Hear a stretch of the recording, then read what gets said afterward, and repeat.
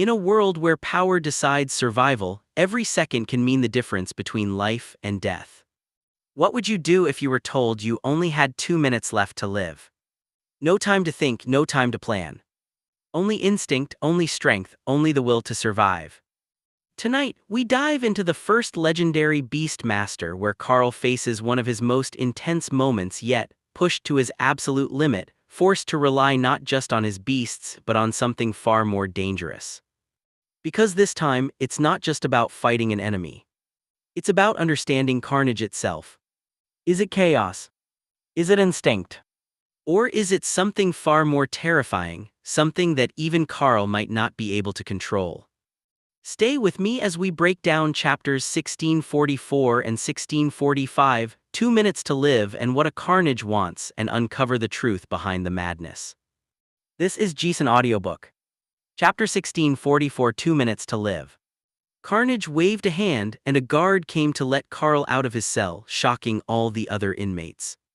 Not only was he being let out of his cell, he had jumped the whole line by what they assumed was committing suicide. Probably not permanently, but Carnage was definitely going to kill him at least once or twice. They did have a healer on duty in case someone thought that they could get out of their sentence by committing suicide. When the demons said you had 10,000 years to serve, they meant all 10,000, not just until you died. That would be too easy on the prisoners. Follow me. Once we're outside the prison, there is a training area that we can use. How large is your preferred combat form? Carnage asked. Against you, I will go for something similar sized. The oversized body of a world dragon will just be a hindrance, and you likely fly as fast or faster than I do, so the wings won't be a major advantage. So I will just enlarge this form so that I'm not punching below the waist, Carl explained. Carnage nodded. That was a reasonable enough sort of skill for most types of demons to have, so he didn't ask any questions about what sort of skill it was or if it gave any benefits. In fact, he was making a point of not asking, so that most of what Carl would do should be new to him. He liked surprises. By the time that they got to the training grounds, not only the off-duty guards, but hundreds of demons who were working in nearby facilities had gathered to see the spectacle of someone who thought that they could go 2 minutes with Carnage. If they were smart, 2 items and 1 minute was a much better deal, assuming they had interpreted his offer correctly. None of them expected Carl to live more than 5 seconds anyhow, and that meant everything he had on him would be lost unless he had a sentence waiting for him. In that case, someone would resurrect him.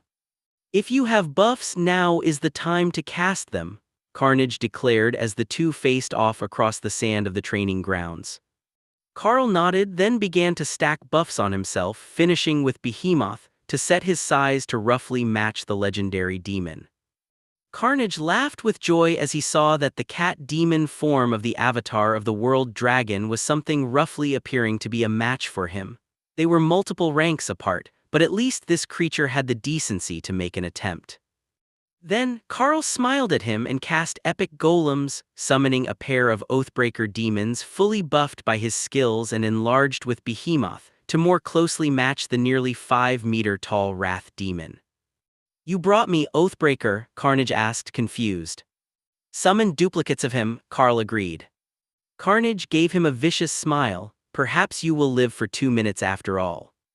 Carl nodded, and then the Oathbreakers vanished, appearing on either side of Carnage as a massive axe appeared in the demon's hands. The blades spun at an impossible speed, parrying attacks from all 8 blades that the pair could wield. Carl sent Chaos Vortex attacks into the fight, not aiming so much to injure as to blind and distract Carnage, hopping to make him miss a parry. If the Oathbreakers could land even 1 hit on him, Carl would be impressed. Sensing danger, Carl used Shadow Step to move 20 meters to the right just before Carnage's axe split the location where he had been standing. Hee, you're faster than you look, the big demon laughed. Carl shook his head in dismay and called a new copy of bestial raiment, armor, as Carnage's blade had managed to shear most of his left arm's plating off but barely scratched him. He hadn't even seen it coming. Carl vaguely recalled something about this fight being unarmed, but that appeared to have gone straight out of the conversation once he summoned Oathbreaker, who was remarkably still alive even 30 seconds into the fight. They couldn't take a hit from Carnage. Neither could Carl. But they didn't have to. They might not be able to land a solid hit on him, but they could attack fast enough that the two of them could keep him from hitting them either. So, the battle simply turned into a blur of motion, with Carl attacking from a distance and relying on his intuition to keep him dodging. He picked a random spot on the arena floor every time that he moved, hopping to keep Carnage from guessing where he was. And for the first minute, that was actually working. The demons were fighting each other and Carl was managing to dance around the arena with minimal damage taken. But that luck was not eternal, not even for Carl. A kick from Carnage managed to land on Oathbreaker and the golem vanished in a spray of black blood, and that was all the advantage that Carnage needed. The other Oathbreaker was swatted into the crowd, and then Carl found himself looking down at a massive red fist through his chest. And that's that, 1 minute 20 seconds, not bad for an immortal. Carnage laughed. He shook Carl's body off his fist, then frowned as he felt a surge of power from the moderately interesting challenger. Carl had cast Epic Golem again, this time summoning Carnage as seen in the Dungeon Challenge. The three demons had zero hesitation before they launched directly into combat, discarding their weapons to turn the match into a melee brawl. Carnage didn't understand where these two had come from as the challenger was clearly dead already, but perhaps it was a precast spell that had triggered with his lingering mana. Either way, he got to fight some more, and he got to fight weaker clones of himself. Carl smiled weakly as he watched the part of the fight that was in front of his face. His regeneration was already kicking in, and the Chaos Dragon Constitution worked wonders with Void Body, turning the hole in his chest to black mist and then into strings of flesh as it recreated the majority of his internal organs. Once he felt his own heartbeat, and he was breathing again with what felt like an intact ribcage, Carl rolled to his knees and watched the three demons happily wrestling.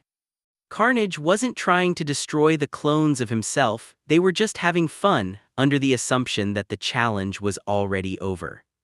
Chapter 1645 What a Carnage Wants. How are you not dead? Carnage asked as he realized that Carl was moving. I am quite durable in all honesty, however having a hole punched through my chest was a bit more than awkward, it's just that dead and dead aren't always the same thing. The demon laughed as Carl dismissed the epic golems. You know, I've never seen the distraction technique work before. Many have tried it in many different ways, even to the point of trying to run away to run out the clock, but none have actually made the timer before. Is that why you saved your valuables? You knew that you could win the wager? Carl shook his head. No, I just wanted you to have a chance to fight for a little bit. The prisoners said that you're getting a bit tense and pent up without a proper chance to let loose and have fun these days. If you need more payment for the fines, I have more loot, or I can make something that's worth the same. Carnage laughed and waved his hand. No, you've paid well enough, I will send you back to your home world once I find out where it is. Carl stood up and shook the demon's hand.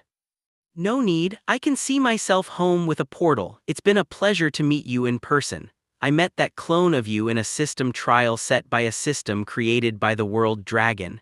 I've been interested to see what the real one was like for some time. Carnage smiled at him. You know, I forgot how damnably fast Oathbreaker is if you don't use an area damage skill to hit him. Most of the time I would have just used a fire domain, but I was having too much fun today and I forgot.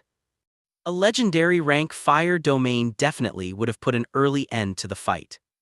In fact, Carl didn't see Carnage use a single skill the whole time, he was only fighting with his base strength and speed. If he had enhanced himself to fight someone of his own rank, it would have been an entirely different story. The big demon patted Carl on the back and waved at him in a dismissive gesture. Go away now or I'll never get anything done. Next time you find one of my prison cells set loose, just send me a message and we will come get it without the trespassing charge. Thanks, I appreciate that. As much fun as it was to talk to the inmates awaiting trial, I really do have other things to do. Now perhaps I can give you a parting gift, it might be something you like. Cannot grant skills that are already known, Behemoth's vitality transfer failed. Damn, Carnage knew Thor's skill for reducing damage, As old as that demon was, would anyone even be able to harm him anymore? It would likely need a divine skill that ignored damage reduction to even put a scratch on him. No wonder he loved to fight so much, it was literally impossible for him to lose. Carnage laughed. You are but a mere immortal avatar of the world dragon. I am an old friend of the world dragon god himself. Don't feel bad, there is little that he has not been willing to share with me if it makes my life more interesting. Now that was an interesting bit of news. Carnage knew the world dragon, the actual world dragon. How often would you ever have a chance to meet someone who had spoken to your deity, much less enough of it to call him an old friend? In that case, I will make you something to keep your life more interesting. Give me just a few seconds. Carl took out a fire elemental stone at the immortal rank, knowing that Hawk would complain later and he would have to replace it. But it was the best option, and Carl began inscribing it with the runes to make a summoning stone to activate the epic golem spell. With the runes finished, Carl held up the stone in front of him and activated Breath of the World to finish the process. Item created: Golem Summoning Stone, Peerless Grade, Immortal Rank. Summons 2 epic golems of a type known to the caster. Carl tossed the stone to Carnage. For you, if you get bored and need a fight, those should be better than nothing. Sorry that I can't at least make them supreme ranked, but I'm a bit low on the power scale at the moment.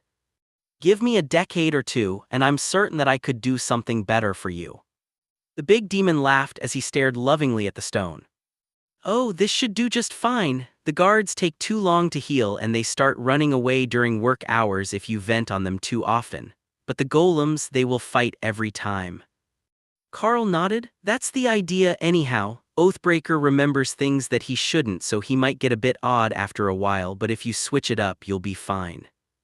The stone is based on your knowledge, so every epic grade target that you are familiar with is a possibility for the summoning.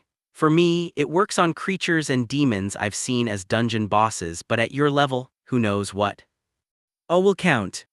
You might need to do some experimentation to figure it all out. Carnage nodded. I will find the perfect sparring partner eventually, and then I will find you when you are supreme so that you can make me a legendary artifact to spar against. Carl laughed. If you're not a demigod by then.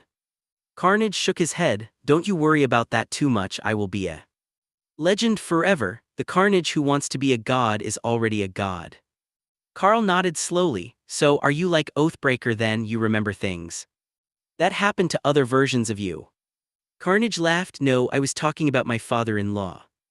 Now it's time for you to go before the prisoners start getting ideas about escaping while the guards are distracted.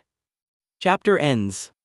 These 2 chapters hit because they shift Carl from survival mode into something much deeper, understanding what power actually means at his level. In the 2 minutes to live situation, everything Carl usually relies on gets stripped away.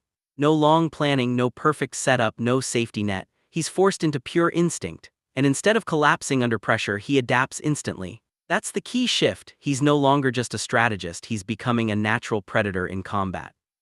You can see it in how he handles his beasts. Before, he controlled everything.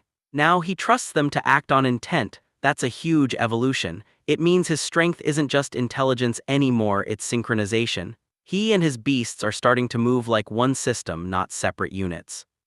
Then the next chapter changes the focus completely. It starts asking, what is carnage? And the answer is interesting. It's not mindless destruction, it's not just rage. Carnage feels structured, almost like a rule of combat. It destroys, but with purpose. It pressures, selects, and forces outcomes. That makes it feel less like an enemy and more like a force that governs high-level fights.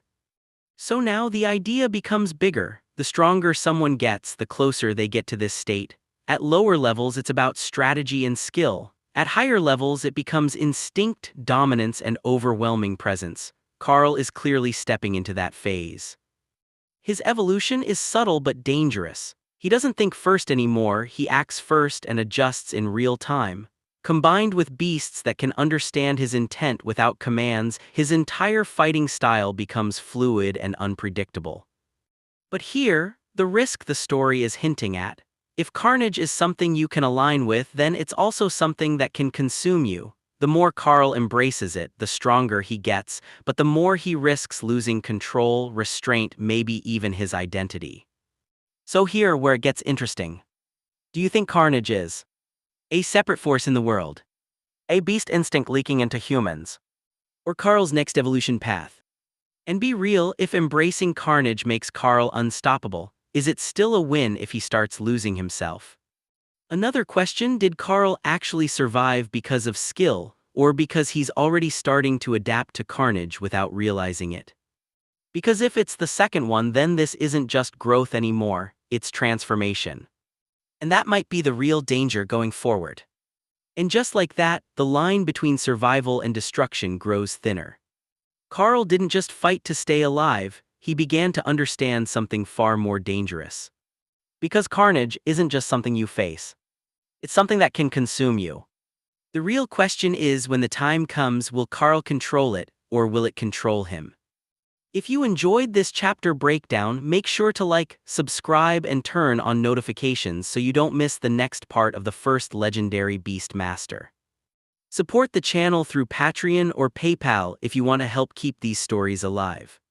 This is Jiesan Audiobook, and I'll see you in the next story.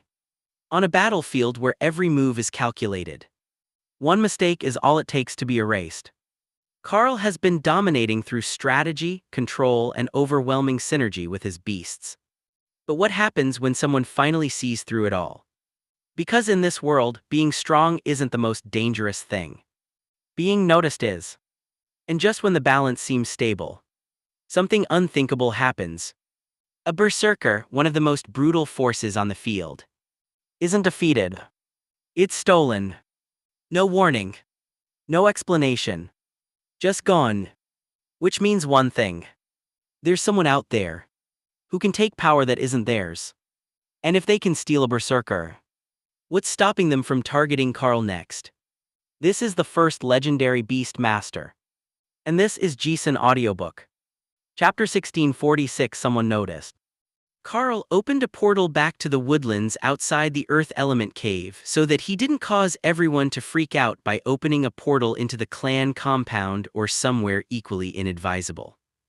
But what he quickly realized was that they may have caused a minor disturbance again. "You, who are you?" a peak immortal woman in transparent peach-colored robes demanded. For 2 full seconds, Carl could not answer. Who thought that outfit was suitable for wearing in public? Where was that person? He needed to thank them and shake their hand. Then find out how to get Dana to wear it for him later. "I am Carl of the New Home Merchant Guild. Is there a problem here? I was going to rest the evening at the cave, perhaps collect some earth stones if there were any matured." The woman frowned at him. That excuse seemed plausible enough. It was nearly dark now, and the cavern did have a few earth elemental stones matured. "Have you heard nothing about the area today?"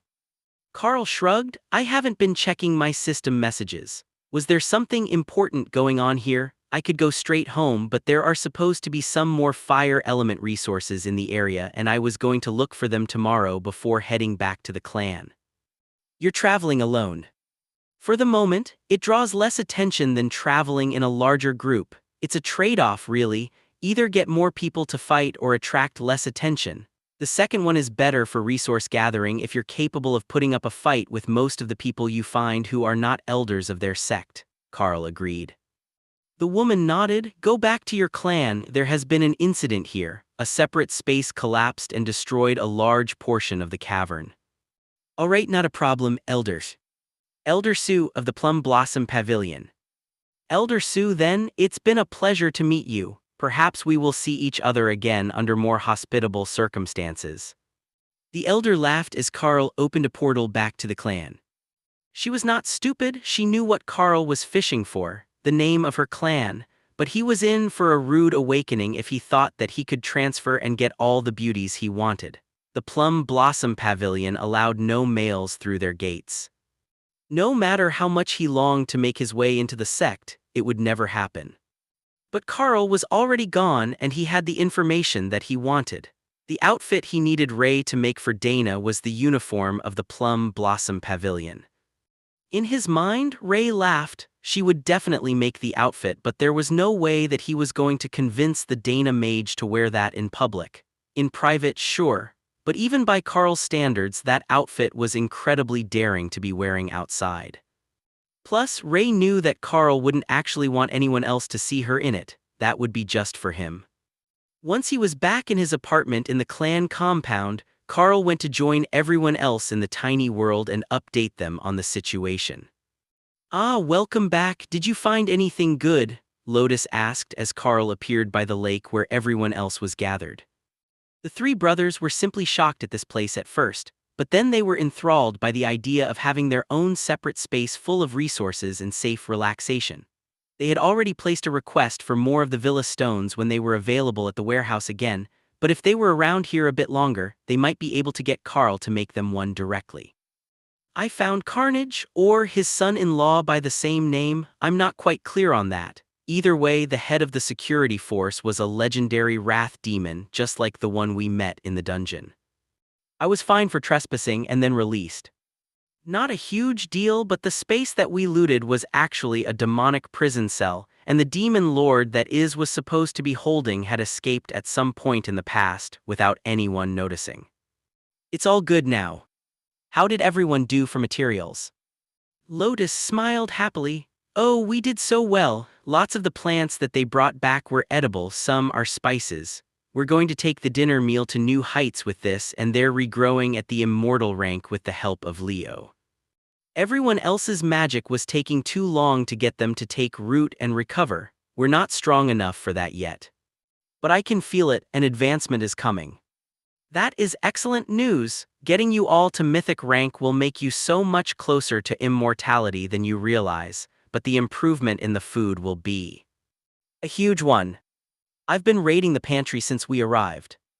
Lotus laughed. "I barely noticed. Everyone raids the pantry, that is what it's there for, but the first bunch to immortality are definitely going to be the demons and lizard folk that we rescued from the invasion force. Some of them are nearly complete with their studies now, and their power level is already at the peak of mythic, so they're just waiting on that final understanding of the fundamental rules. Won't that be fun? We will have a full immortal raiding team. Or they can move to the new home clan and integrate into the immortal world somewhere that isn't going to suppress them like the octopus did. It might not be the best place though. New home is almost all humans and none of them are. I will look for just the right place, in case they want to move out of the tiny world or do some exploring. Find them a dungeon to run, and they will be happy. Bringing back in loot to help the tiny world grow would give them a sense of purpose. Well, more purpose than healing, looking after eggs and gardening. You know, you've got to do all the things to be truly happy." Carl laughed. That was a very Lotus notion, though Kara fully agreed. If there were fun things left that you didn't know about, didn't that mean that you had not yet reached peak happiness? Chapter 1647, She Stole the Berserker. While Carl was chatting with Lotus, Ray was hard at work making outfits. She had a brilliant idea. If she made a base layer for the Plum Blossom Pavilion outfit, it would be suitable for wearing in public, and then they might be able to get Dana to actually wear it.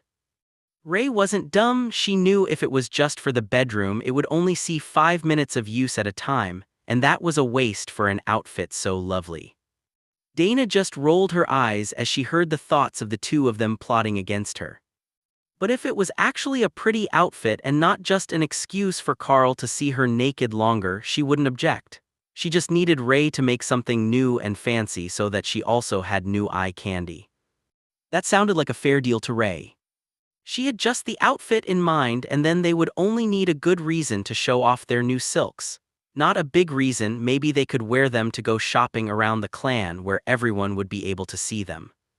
That would be perfect. But for now, they had new guests in the tiny world, and the berserker looked a bit overwhelmed. That was an understatement. Mark thought that he had a good idea of the sort of wealth and power that Carl had, but now that he was here in this separate space, he realized that what he had in the immortal world was only a small fraction of his true abundance. What other member of their clan could claim an abundance of adoring obsession demons, lovely violet horns, long black claws, Carl truly had a wealth beyond monetary value. The twins stared at their brother in concern. They knew of his weakness for thick-thighed obsession demons, but this was getting out of hand. Some of them were old enough to be his grandmother. The two ninjas roughly pulled their brother out of his reverie. "Mark, dinner is ready. Stop ogling the ladies and come join them at the table." Ophelia laughed as she dragged the other berserker forward. "I know that pretty ladies are a tough temptation to resist, but food is important as well. I hear that you managed to get everything that you went for this trip, and you'll not only be able to pay off your debt to the elder who has been teaching you and get a bunch of extra clan credits on top of that. With that, you'll be able to pick up a few new skills, or perhaps a nice potion to improve your abilities." As she finished speaking, Remy popped her head over Ophelia's shoulder. "Did I hear you say potion? I've got potions and pills of all sorts now that will help with physical stats. Or perhaps you needed something to make your fur softer. I've got new bubble bath." Ophelia laughed at the excited Naga. "As long as it's the same scent as the last batch, that one is Lotus' favorite, and I don't think that she would be happy if I switched it up on her now."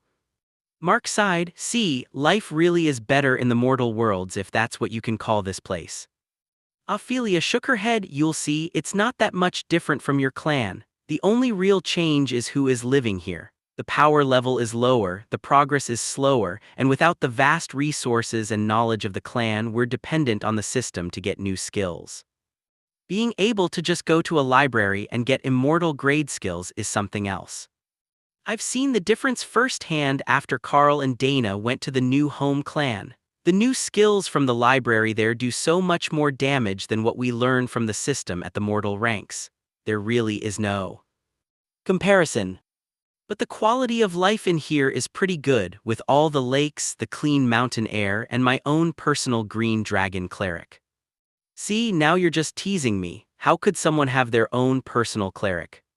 Lotus giggled and hopped up in Ophelia's arms to snuggle into her furry chest. "Like this, you see." I have simply overlooked the most obvious possible answer. When you are the fluffy thing, the clerics will come to you. Perhaps the path of the bear totem berserker is more cultured than I was led to believe."